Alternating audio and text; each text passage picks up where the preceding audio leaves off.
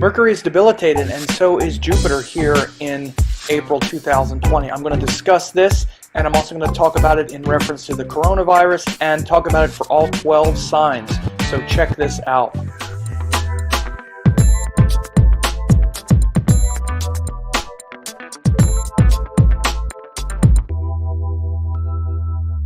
So Mercury is in Pisces in April 2020 until the 24th. And Mercury, of course, is in its debilitated sign when it's in Pisces. And what happens when Mercury is in Pisces is that our sense of discrimination and the precision of the intellect becomes dull. Mercury rules what's called the buddhi, or the intellect. The buddhi, the intellect, it comes from the heart. Mercury was born, mythologically, based on a union between the moon and Jupiter, essentially. The moon, who is the Soma, who is the god Soma, and the wife of Jupiter, the bride of Jupiter, named Tara. So it's like the Shakti, or the feminine quality of the moon, of Jupiter, and Soma, the god of the moon, came together and produced Jupiter. That was, produced Mercury. That was the offspring. So Mercury, which rules the buddhi, or the intellect, is the offspring, or the child of Jupiter's power, which is the power to theorize and think abstractly, and the moon, which is the emotions, or the feeling, the manas, or the consciousness and the awareness. So what Mercury is really about is actually trying to put together all the pieces, trying to figure out how all of it works, right? And Mercury is very fast, and the buddhi is the part of the mind in the highest sense that figures things out and understands things and gets the right story, gets the story clear. Just like a child who is curious and is figuring things out and is open to the right information and the right story. This is what Mercury is in the highest sense, is being open, being curious, and gathering information and then organizing it in the right way and properly. When it's powerful, it's going to be very practical, it's going to be open-minded, but also very precise and objective, not biased, not emotional. It'll have qualities of Virgo, which again is very practical, very flexible. It's an earth sign. It's even a little worried. It's even a little stressed. But again, this exalts Mercury because Mercury is where we need to be, where we need to take things a little more seriously. We need to take the details seriously with Mercury, with the buddhi, with the intellect. So instead of just saying, well, this detail means that thing, and this thing means that, and it's all just a bunch of details, and none of it's really that serious or that important. I can just sort of play around with anything, and I'm not, there's no harm in just playing around with ideas, right? Well, no, that's not right. Literally, Mercury is the speaker. So, again, is there any harm in just saying anything to anyone at any time? Well, of course, because when you speak, you want to know that someone is speaking the truth. When people don't speak the truth and they just play around with words and just kind of say things without taking seriously what they're saying, or taking seriously that they're saying it to another person, then what happens is we lose credibility and we stop paying attention to those people who don't take our attention seriously. This is a Mercury problem. So people, let's say in their natal chart where Mercury is weak and not so strong or has difficulty, often when it's fiery and watery, which are the two kind of emotional qualities. Mercury and water, again, it's too kind of dreamy, like it all kind of boils together or blends together, and we don't have good discrimination. One detail is just as important as every other detail. Or fiery, where it's too fast. This is the problem when Mercury is too fiery, or like with a fiery planet or in a fiery sign, then instead of being curious and instead of continuing to look for details, we get like 2 details and we make up our mind. Okay, that's enough. That's enough information. Now I'm just going to start saying things. And it's too fast. What happens is we lose credibility. If we're communicating that way, or others that tend to communicate with us that way, after a while we tend to sort of tune them out, like, oh, okay, whatever. Because you can't rely half on what they say. They're saying things before they've thought it through, which is often the fiery quality. It's too fiery. It's a bunch of opinions that aren't really thought through, but stated really strongly. And you're like, okay, whatever. You need to gather more information before you start talking about it. Or if it's in the case of a water sign, it's just one is the same as the rest, is the same as this. Again, this is where you start seeing people not taking the details seriously enough, or the right things seriously enough. Again, so, like if we have a complex situation, right? Even something like with the COVID situation that we're looking at now, it's very it's complicated, but it's also quite simple, right? Like the reason we're not, the reason the world in general has recognized, okay, let's all stay home for a while. I mean, it's pretty remarkable. And pretty much everyone realizes, you know what, this is actually the best thing we can do right now. Let's all stay home, even though our jobs might be in jeopardy or whatever. We can see why. Because there's a couple factors that we can all recognize. It's like 10 times more lethal than the annual flu. We don't know how it's getting spread, right? Our systems are not equipped to handle this absolute glut of cases that could happen. So the best thing we can do right now, we don't have any cure, we don't have good enough testing, so the best thing we can do for a while is just stay home. And it's pretty clear that's the right response right now, right? Because again, it might be just as lethal, for example, as other corona-type viruses, but it's like maybe 1,000-fold more contagious, exponential. We start to understand exponential numbers, and it's like, whoa, we have no idea how it spread. Asymptomatic people spread it. And we also have seen it rip through populations now. So we all realize we have enough discrimination to go, okay, this is the right thing. But maybe there are people who don't, and they can't keep those things straight. Like they can't keep 2 or 3 facts straight, okay? And so they are like, yeah, but what about this, or what about that, or they're just trying to keep us home to control, I don't know. The details get like blurred together, and we can't keep the proper discrimination. Again, there's very little of it, frankly. I'm surprised.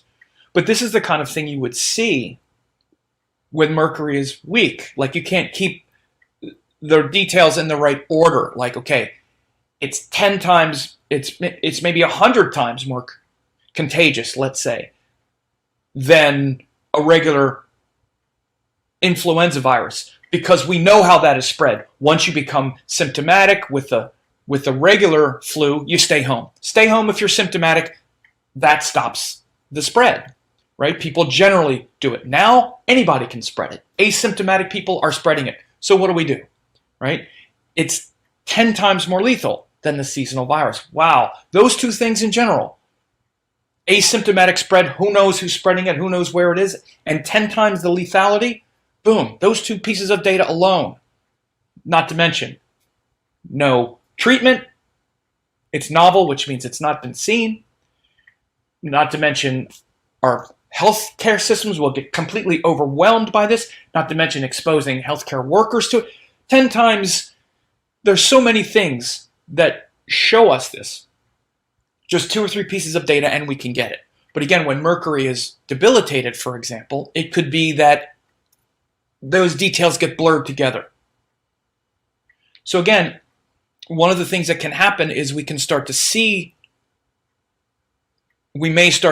that kind of, well, what about this? What about this? And the details get blurry. And then again, it can come into, as I've mentioned here recently, conspiracy theories, or what about this, or this one's saying that, or, the government's, who's benefiting by us all being locked up, and, what about this? And again, it's kind of blurring things together. Notice how, again, just globally, it's pretty remarkable that billions of people, for the most part, do get it. And they're like, yes, this is what we need to do right now. We start to get restless, though, of course, and we need to question, and we're supposed to question. That's what Mercury does. But this as an example of how Mercury behaves when it's in Pisces, for example, all the details and the precision, even of the Virgo sign, which is taking those details seriously and saying, wait a second, this is dangerous. We recognize it's better to be careful and cautious and keep those 3 or 4 details straight rather than blur them all together and then just go, oh, well, what the heck? This is just wrong. Let's just get out there.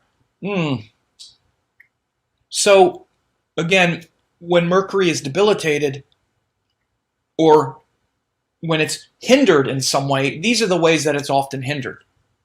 Okay, and so it's kind of, the example I also use is Mercury is sort of like the accountant. And the accountant is a good accountant because they're just looking at the numbers. Again, we could look at this with the virus as well. We can do numbers, especially exponential math. Exponential is also another thing. You just need to be, driven by data, not by I wonder about this. Well, maybe this. No, your accountant needs to be managing the books based on the data, based on the ledger sheet. Again, very Virgo-like. Just numbers. That's it. Numbers are the only thing I'm looking at. If I'm an accountant, you have this much, and this much is coming in, this much is going out. That's it. Nothing else to consider. Pisces, it's almost like the accountant is floating numbers, it doesn't matter that you're running all this deficit. Maybe this, one day it'll all be there. By the way, this is the way the global economy is. In general, all the fiat capital getting floated everywhere. This is why it's not good accounting in general with our global economic system. But in addition to what's happening, and the reason it may be difficult now, is that also the ruler of Mercury is debilitated. So not only is Mercury debilitated in Pisces right now, but the ruler, Jupiter, is debilitated in Capricorn right now. So the thing that would elevate, let's say, a debilitated Mercury, especially the ruler being powerful, is not helping. So again, one of the benefits of when Mercury is debilitated is if Jupiter is strong, then that lack of discrimination, let's say, that lack of precision with the buddhi, with the intellect, can be channeled into something that's very mystical and metaphysical and creative. One of the best examples is Einstein. Einstein's debilitated Mercury, very clear that his mind was very mystical. It was his ruling planet as well. So debilitated Mercury can be very mystical and, in fact, metaphysical. And that's the benefit of it. And there is a benefit in it. It's not just all bad. All the details kind of blur together. But with Mercury, Mercury is a part of us that doesn't want all the details to blur together. We're trying to get an answer. We're trying to learn and know the truth, actually. And so what happens, let's say, in a natal chart, if someone's Mercury is debilitated, is they suffer from this imprecise speech or emotional speech or things that aren't so clear and precise.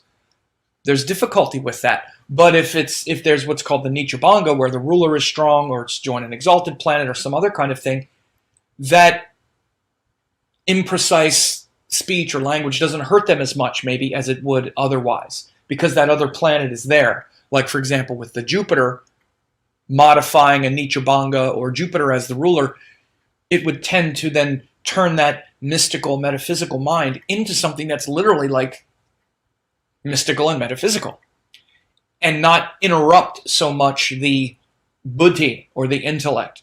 So when someone would try to figure something out or think their way through something, and they kind of wouldn't have the patience to work through all the details. And by the way, that's the way it shows up often when Mercury is weak. We just grab a couple details and then just conflate all the rest because it's too difficult, because it's hard. again, when Mercury's in Pisces, often it's hard for us to work through it because that thing doesn't feel very good to us. When someone tries to concentrate on the details or keep everything straight, it just kind of gets all blurry together. So it's like, whatever. Here's a couple pieces of data. That's enough. Now I have some ideas, and that's good enough. It winds up being this sloppy, like sort of sloppy accounting. It's like the accountant has 2 or 3 different ledger, points in the ledger sheet, but they can't be bothered to calculate the tax rate exactly or this or that.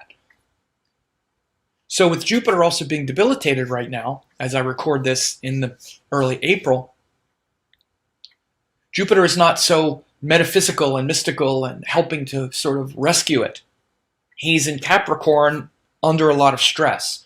So those qualities of Mercury that would be difficult in Pisces, which is to not be so precise with the details, to kind of have them blurred together, is also being mixed with a stress and a fear and a worry, maybe even a bit of a paranoia, if an individual is so disposed, or at least just a kind of lack of hope or a lack of faith and belief that can turn kind of dark, right? So you have to watch this with yourself now and just notice how, again, as I record this in early April of 2020, we're starting to see definite shifts away from the utterly catastrophic potential of what the coronavirus seemed like it could have been a few weeks ago when everything was just unknown and we started doing like the distancing. By the way, I said back then, I don't think it's going to be anywhere near as bad as people think, but it's going to be an intense through April and into May, because you can see the astrology. But there's all of the grace flowing with those planets in their own signs. We're going to get in there and do it. And I think we're going to get much better news than we had thought. Even early last week, we thought it might be 100 to 200,000 deaths. Now, again, it looks like it's going to be much lower than that because of what we've been doing. But it might feel, again, it's still, as we go through it, and between now and April 24th, we have to be careful of spinning out on dark theories and fantasies. It's very simple, actually. Not just about the specifics of this virus, but about the future that's coming up. We're going to get through it. There's going to be shifts. There's going to be changes. But again, things are going to get back to normal, and we have to hang in there for a little bit, but be careful about the dark fantasy spinning out. And again, just even in this case, where the details get sort of blurred together, we can be looking just in the immediate now. But again, I've been saying it from the beginning, there's a lot of benefits that are also coming out right now. I'm starting to see it on the news and whatnot now. People are like, what are the benefits? And it's like telecommuting. I've said it from the very beginning. This is going to be great for a lot of things. People are going to get a lot of their time back. Why weren't we doing this telecommuting for the last few years? Look at how quick every industry that could possibly allow their workers to telecommute have done it. Many of them without a blip, a little bit of a blip, but this is going to be the new standard. There's all kinds of things that are positive. What that means is many of us, we get our time back, right? So again, this is also going to shift a lot of things. I'm not going to get into that so much, but keep this stuff in mind, especially if Mercury is kind of weak in your chart, or you tend to be on the pessimistic side for whatever reason there is. Not only is Mercury debilitated, so the story is kind of confused and confusing, but the ruler, Jupiter, is also debilitated now with Saturn. So that thing that might take your naturally sort of faith-inspired, mystical, metaphysical approach to the details, because it's easier because it might be hard to like get in there and methodically work through every little detail. You tend to find a few details and then just kind of trust that the rest is going to work out. This is one of the benefits of the debilitated Mercury, is there's a lot of faith there, but it can turn dark at times. If you don't have good teachings, that debilitated or that difficult Mercury can spin out. So watch that if your Mercury is like that.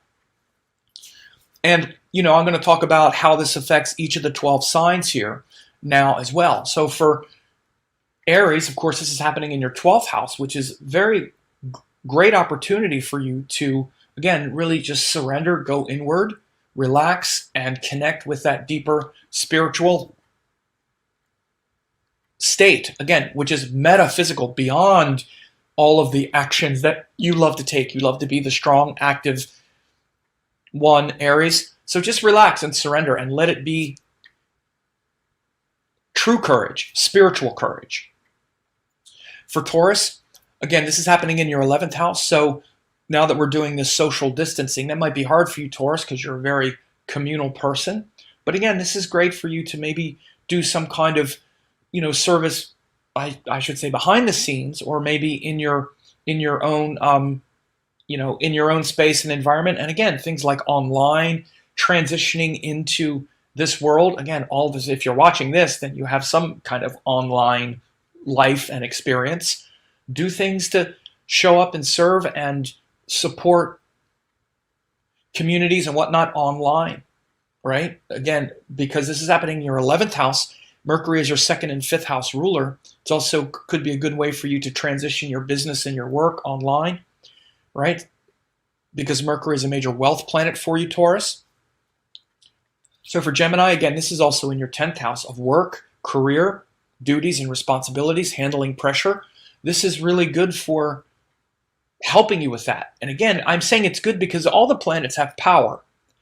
Again, it can take your work life into something that's much more mystical, metaphysical. For me as an astrologer, I actually have Gemini ascendant. It's actually been very good for that. I had the inspiration a few days ago to teach an online, to do something online here, to do an upcoming course, which I'm doing, and to have a deep discount and talk about the whole system. It's called Vedic Astrology from A to Z. It's very kind of Mercury and Pisces, right? So that's what I did, and it's worked really well. So again, find a way, Gemini, to connect online, to benefit your work and to clarify your duties and responsibilities, right? Because this is happening in your 10th house. Cancer, this is happening in your 9th house, and Mercury is your 3rd and 12th house ruler. So in the 9th house, again, this is great for you, Cancer, to get closer to your gurus and your teachers and your higher wisdom. This, again, Mercury as your 12th lord in the 10th and your 3rd lord, in the 9th, shows that you already have a very mystical, metaphysical mind and intellect. And it can really bring it down to a deeper, point of inspiration. So you can really be inspired by your teachings now. And rather than trying to verbalize them and put them into practice, really connect in the heart. Leo, this is 8th house transit, which is about shifting and changing, transforming, and not trying to control things. So rather than trying to control things, Leo, allow them to just proceed and surrender the fruits of the actions. Again, just what can be difficult for you now, Leo, is to try to control things. Don't try to control. Don't try to worry and stress about all this stuff that's going on and all the details. Just trust that everything is working out and transforming the way it should. A big trust transit for you, Leo. And for Virgo, this is happening in your 7th house, it's also your ruling planet. So this is also about being in service to others. And especially as it relates to work, because Mercury is also your 10th house ruler. So it's a great time to really, especially with your partners and with all others that you need to compromise with and be in a partnership with, to surrender the need to control or stress out about it. Trust that things are working out. And a lot of the whole lesson for all of us is to just not trust our triggering stories right now. So for you, Virgo, it's a big one because it's in your 7th house. Libra, this is happening in your 6th house. What could be is, this has to do with things that may be related to health, showing up and making sure to keep on your daily habits and routines are important for you now, Libra. And again, if you're not, you have to watch your habits and your patterns of consumption, what you're eating, your your other choices, eating through all the senses, like, watching TV and eating junk food or anything like that. Be careful, because it's going through the sixth house of health issues, and you want to keep strong in that. And, find new inspirations as well, because it's the ninth house ruler going through the sixth house. Scorpio, this is going through your fifth house, which is about creativity. And it could be quite positive for you, Scorpio. Especially being creative about things that serve the public. It's your 11th house ruler in the fifth. It's your eighth house ruler in the fifth. So again, it's about being creative to help people transform, to, share with the public. The 11th house ruler is very much about our social duties. So for you, Scorpio, this is a very creative time. And for Sagittarius, this is happening in your fourth house, which is about really communicating with the heart. Mercury, again, is about our ideas, and really communicating with the heart on an emotional level, on a deeper emotional level, is very important. And this communicating on a deeper emotional level is something that really connects you with something beyond all of the big ideas you have, Sagittarius. So rather than spinning out on that and conflating those things, really bring it back in and connect to the heart and communicate to your own heart. And Capricorn, this is third house, and Mercury is your ninth house ruler. So it's about teachings, gurus, higher wisdom. And going through the third house, you might have a tendency to get a little bit worried and stressed, Capricorn, and even might tend toward a little bit more of the sort of paranoid end of the street at times. And that's something to be aware of, particularly now that you have Jupiter also in your first house and maybe lacking some hope. But the benefit is that you can really, again, cycle through some of the blind faith that you might have at times and really feel the wisdom of your teachings, and in a way that's very literal. If you're not spinning out on the worry, there's a lot of devotion there. And Aquarius is the second house. Mercury rules your fifth and eighth houses. So it's very much about values, even things like money, speech, and giving things that are of value, not getting too sucked up and worried about, worried about losing money, which could be a problem. Worried about losing money, worried about losing those things.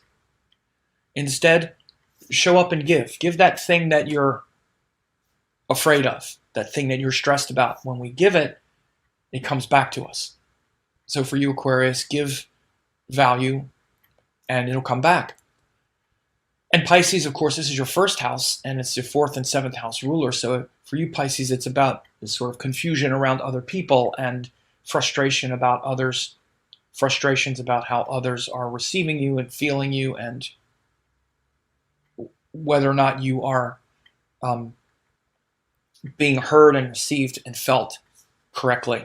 So for you, Pisces, it's good to just, again, really communicate with your own heart, your own mind, and not get too lost in the realm of others.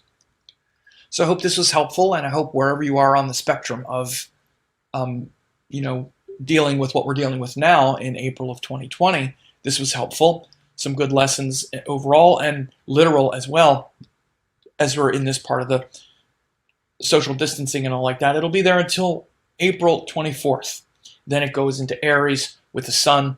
So between now and then, watch your mind, watch your words. It won't be long, and things will get back reasonably to normal. There's going to be some adjustments for sure, but like everything, it's going to be ultimately something that is progress, because what we were doing wasn't working.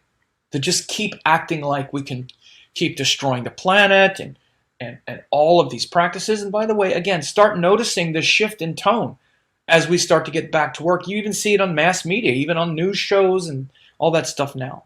questioning these things we were doing. This is a great benefit. Right now we have to do this. We'll get through it.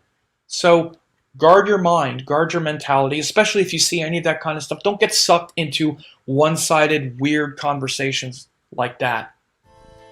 So anyway, I hope this was helpful. Share this if you like it, and we'll be in touch.